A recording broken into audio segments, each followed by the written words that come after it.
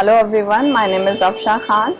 This video is for all the book lovers as I'm going to talk about a newly launched book which is authored by journalist turned author Niaz Faruqi, and the title of the book is An Ordinary Man's Guide to Radicalism, Growing Up Muslim in India.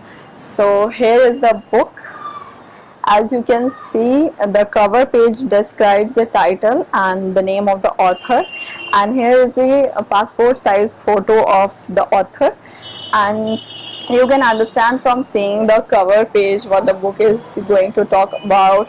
Like the passport size photo is there, the stamp of Jamia Millia Islamia is there, because the book does talk about Jamia Millia Islamia too. And you can see an additional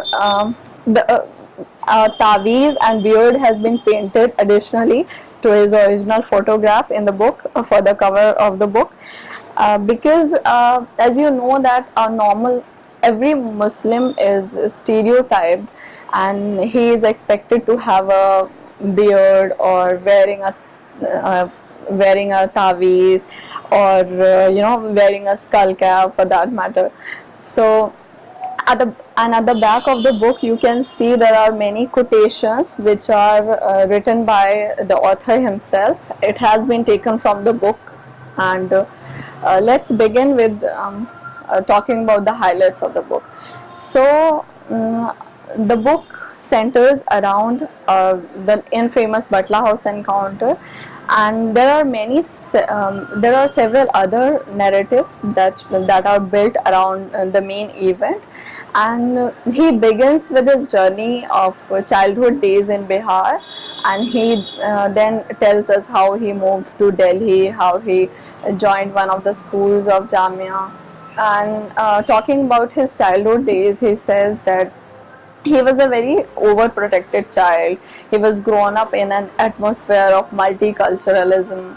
Like he was, when he was taught Quran, he was also taught the verses of which are written in Sanskrit, and he cites a lot of verses in the book from the poetry of Iqbal, Kabir. So we understand that there is an angle of multiculturalism in the book, and he tells us how he needed to move to Delhi. He was a child. He came here at a very young age of 10 years, and his parents wanted him to study more, to get educated. So he moved to Delhi. He gets enrolled in Jamia school, and then moves to university. And things were quite normal until an incident took place when he hears that an encounter in his locality has taken place. When he hears that the encounter has taken place just next to his house, so his fears are increased, and he is really scared that he could be one of those who were killed. And there is a reason for that, because he listens to the details. He listens to the details of those who were killed. Like one of the person who was killed who was shot in encounter had studied in his school, so he was his schoolmate. So it actually makes him very fearful, makes him scared, and the details of the encounter further scares him. And talking about the incident, he explains how the locals in Jamia Nagar they had anger towards the government, the politicians, so-called secular politicians, the police officials, and how media. He also gives us the picture. He also shows us how the media covered the whole issue, and how they painted the university, the central university, Jamia Millia Islamia and Jamia Nagar, as a hub of terrorism. So this is very problematic for sure, but the things that were going there at that time were out of control. and people living in Jamia Nagar could not control anything. They could see clearly how wrongdoings were happening, how any boy of Jamia school or university was picked up by police.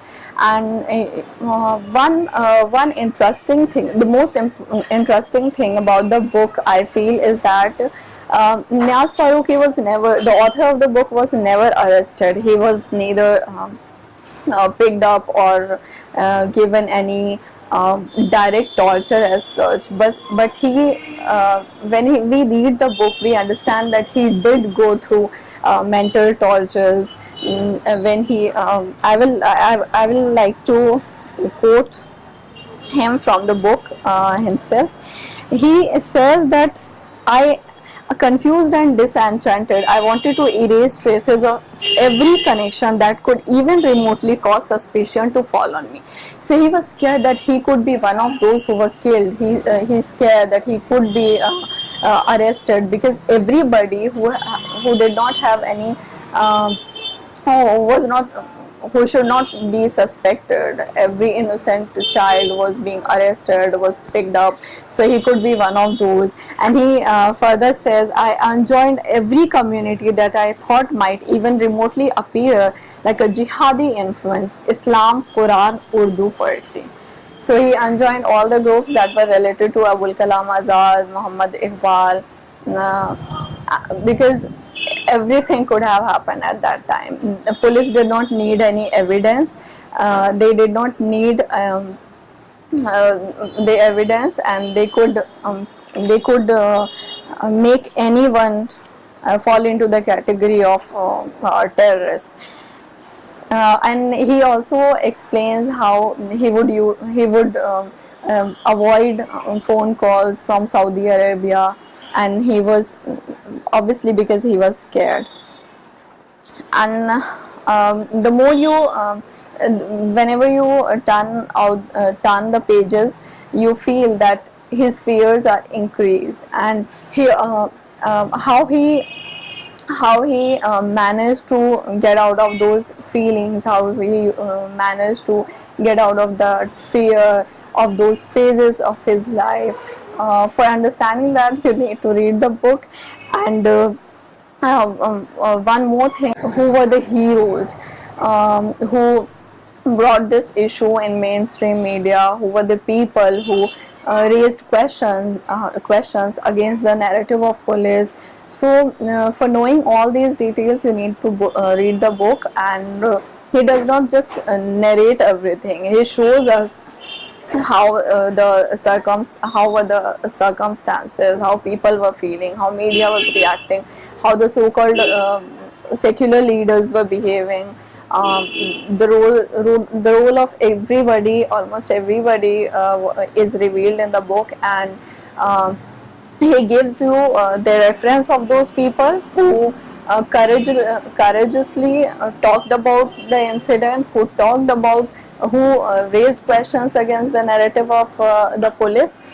And obviously, when you read the book, you get to know all the details of these things. And I would say that as an author, he has proved himself like really courageous, because it needs a lot of courage, it needs a gut to talk about the stereotyping of Muslim, and show and through a memoir, talking about such things are really difficult in our country, in a time where Muslims are already attacked and projected as a terrorist.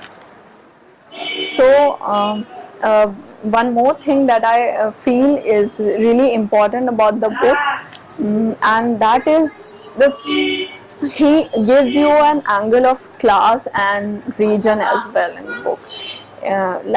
He talks about how Azamgarh people are stereotyped. At that time, they had to feel a lot of problems. And he also talks about how judiciary is not an easy affair in our country.